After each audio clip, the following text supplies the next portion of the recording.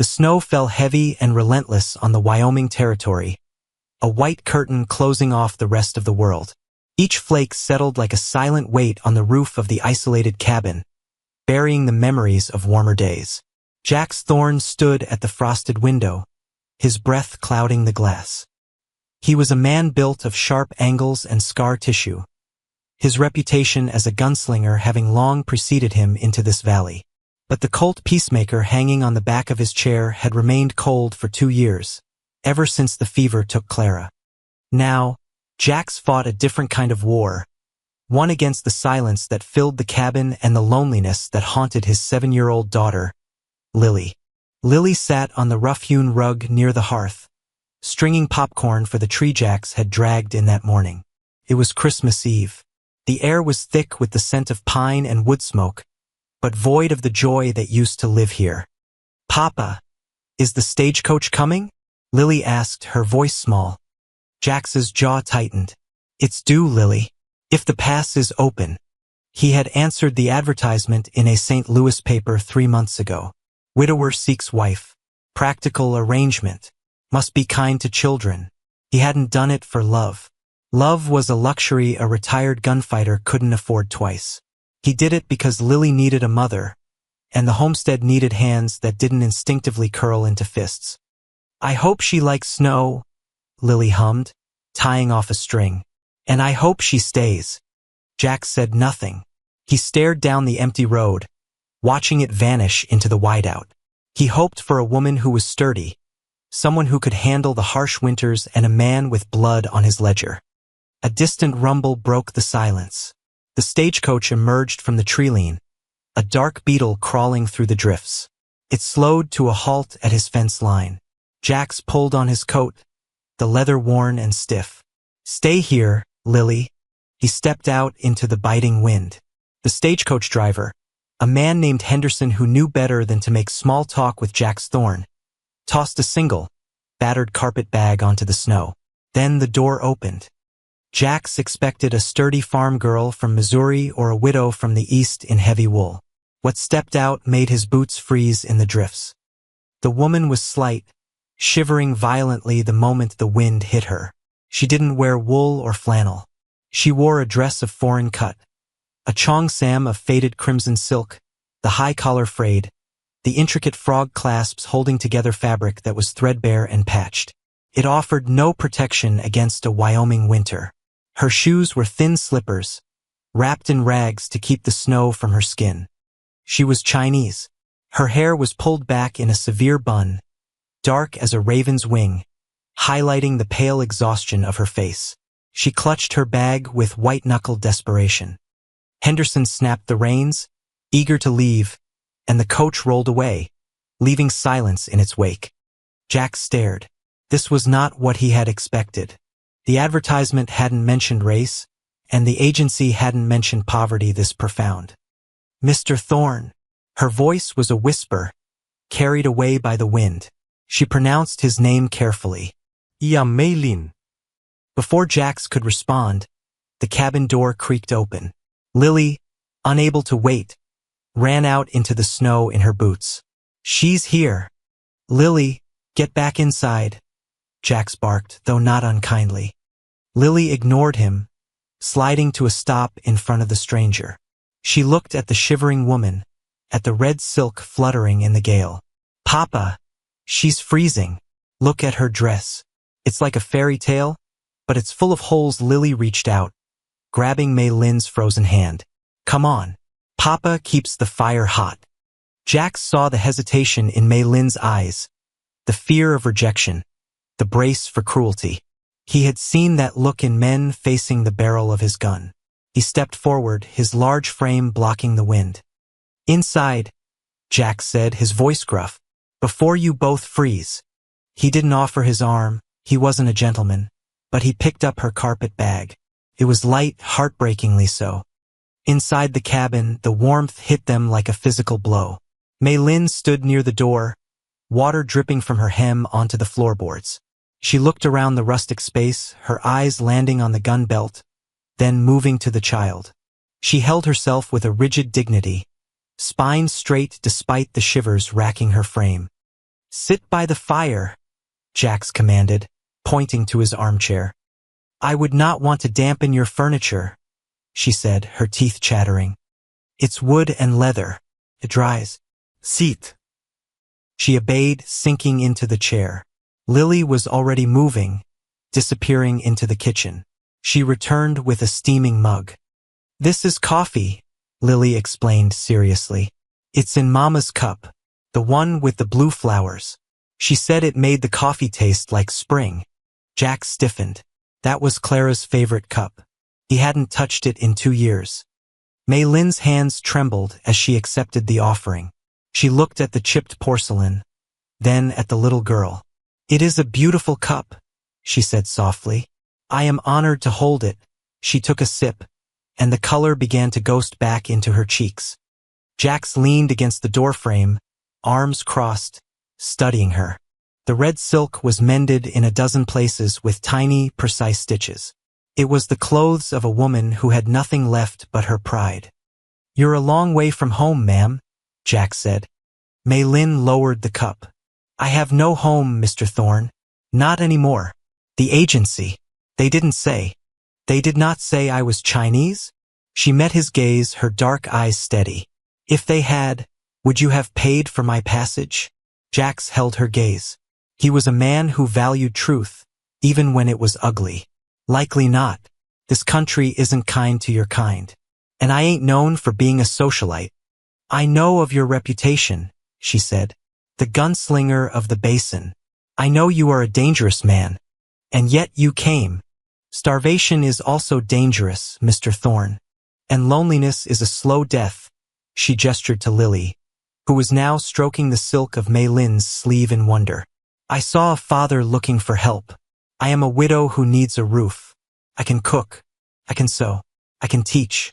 I ask for nothing but safety. Why the rags? Jax asked bluntly. The money I sent for travel. It was enough for a coat.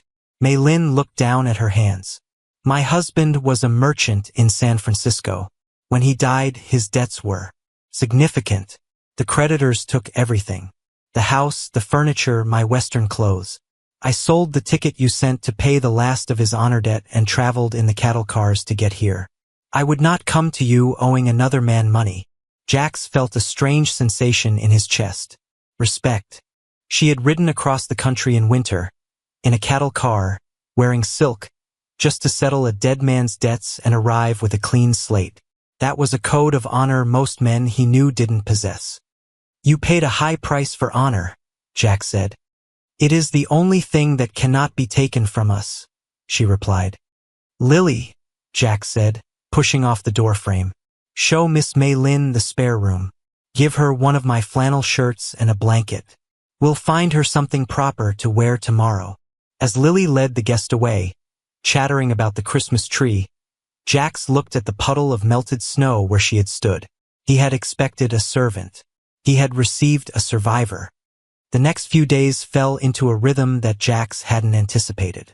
He expected an adjustment period, tears, perhaps complaints about the harsh conditions. Instead, Mei Lin moved through the cabin like a quiet storm of efficiency. She wore Jax's oversized flannel shirt, belted at the waist with a piece of rope, the sleeves rolled up to reveal slender but capable forearms. She didn't try to change their lives. She simply elevated them.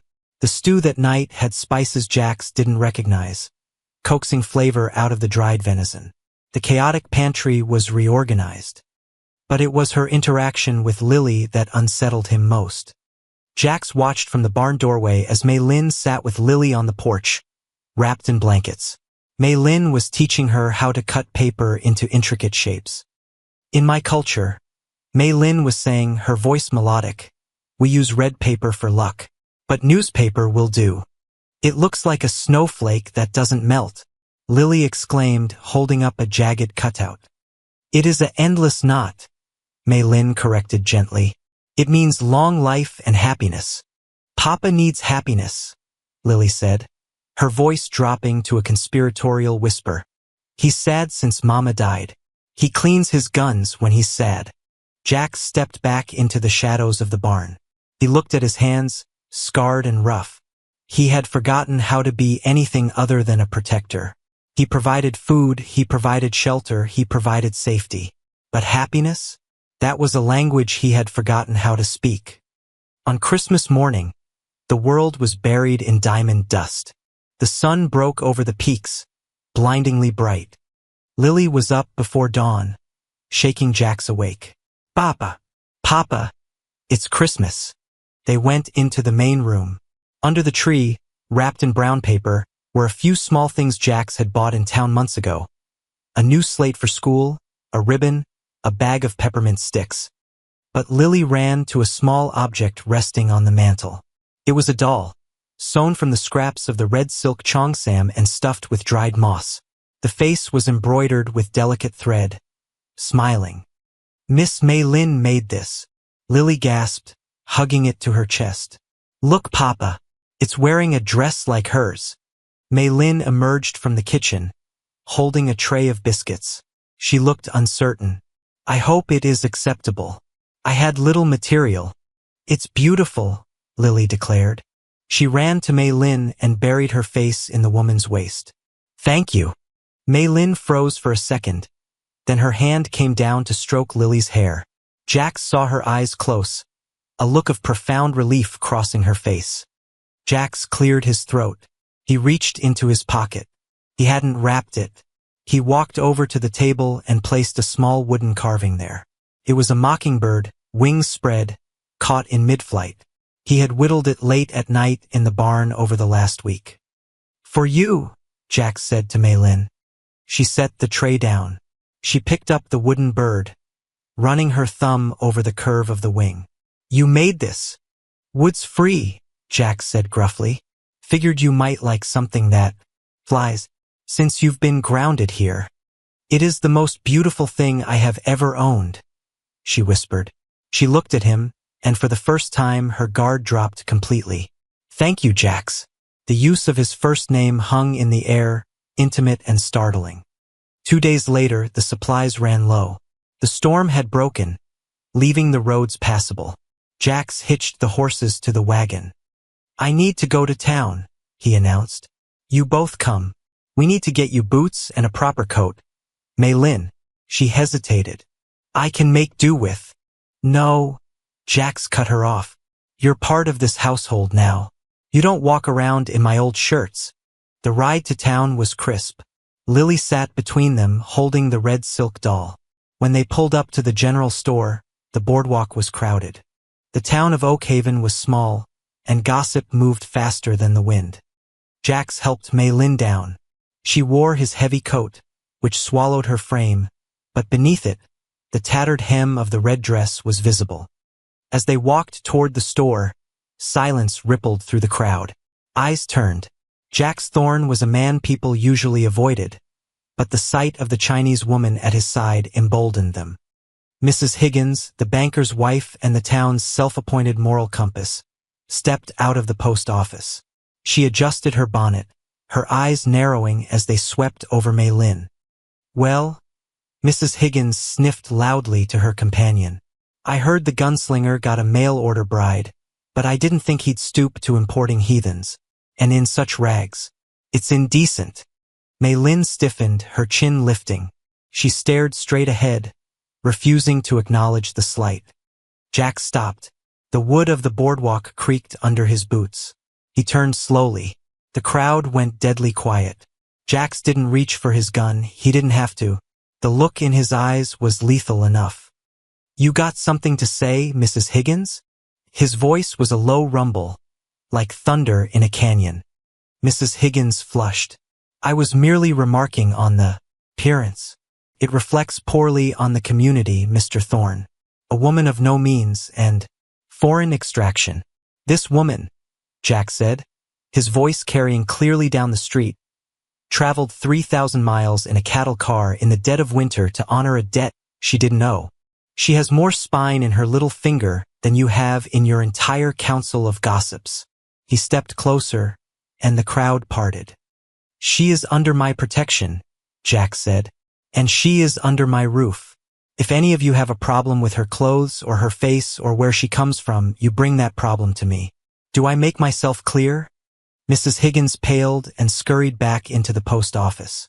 The blacksmith, an old friend named Sam, tipped his hat. "Clear as day, Jax." "Ma'am." He nodded to Mei Lin. Jax placed a hand on the small of Mei Lin's back, a possessive, protective gesture, and guided her into the store. Inside, Mei Lin walked to a display of wool coats. Her hands were shaking. "I am sorry," she whispered. "I have brought you shame." Jax turned her around to face him. He took her hands in his. They were rough against her smooth skin. "You didn't bring shame, Mei Lin. You brought the truth. They just don't like looking at it." He picked up a heavy, blue wool coat with a fur collar. "Try this on. It matches your eyes." Mei Lin looked up at him, startled. "My eyes are dark. Like the night sky," Jax said. "Best thing to look at in this territory." The weeks following the trip to town brought a thaw, both outside and inside the cabin. The tension of strangers living together dissolved into the comfort of a family formed. Jax found himself coming in from the barn earlier, eager for the sound of Mei Lin's voice reading to Lily. But the ghost of the past still lingered. One evening, after Lily had gone to sleep, Jax found Mei Lin by the fire. She was mending his work gloves. "She calls you Mama sometimes," Jax said, standing by the mantel. "By accident." Mei Lin didn't look up. "I know." I correct her gently. I tell her I am Mei Lin. "I do not wish to replace Clara." "Clara is gone," Jax said. The words tasted like ash, but also like truth. "She's been gone a long time. Grief is a heavy coat," Mei Lin said softly. "It is hard to take off, even when the sun shines." "I'm tired of the cold, Mei Lin." She stopped stitching. She looked up at him, the firelight dancing in her dark eyes. "What are you saying, Jax?" Jax walked over to her. He knelt down, bringing himself to her eye level. He was a man of action, not words, so he spoke plainly. "I sent for a worker. I sent for help. But that ain't what I see when I look at you anymore." "What do you see?" "I see the woman who saved my daughter from silence. I see the woman who stood tall against a whole town. I see a woman I don't want to see leave." Mei Lin's breath hitched. "I am a poor widow, Jax. I have nothing to offer you but these hands. Your hands are enough. Your heart is enough." Jax reached into his pocket and pulled out a ring. It wasn't a diamond. It was a simple band of gold, one he had kept in his safety box. It wasn't Clara's ring, that was saved for Lily. This was his mother's. "I ain't a gentle man, Mei Lin. I come with a past and I come with a temper. But I swear to you, I will never let you go cold again. I will stand between you and the world until the day I die." Tears spilled over Mei Lin's lashes. She reached out and touched his scarred cheek. "You are not a cold man, Jax Thorne. You are the fire in the hearth. You are the shelter." "Will you stay?" he asked. "Not as a guest. As my wife." "Yes," she whispered. "I will stay." Spring arrived late in the territory, but when it did, it came with a vengeance. The snow melted into rushing creeks, and the gray world burst into green. On the porch of the cabin, 3 people sat watching the sunset. Lily was running in the tall grass, chasing a butterfly. Jax sat on the steps, cleaning his rifle, not out of necessity, but habit. Mei Lin sat beside him. She wore a simple dress of blue calico that she had sewn herself, but around her neck, she wore a scarf made from the salvaged red silk of her old Cheongsam, a reminder of where she had come from. "Look," she said, pointing to the patch of earth near the steps. Pushing up through the thawing mud were tiny purple flowers, crocuses. "Clara planted those," Jax said, his voice steady. "Years ago." "They are resilient," Mei Lin said. "They survive the winter to bring beauty to the spring." Jax set the rifle down. He put his arm around his wife's shoulders, pulling her close. The gunslinger had found peace, not in the barrel of a gun, but in the quiet strength of a woman who had arrived in rags and taught him how to see the worth in the broken things. "Welcome home, Mei Lin," he murmured into her hair. She rested her head on his shoulder, watching the purple flowers sway in the gentle breeze. "I am home, Jax." I am home.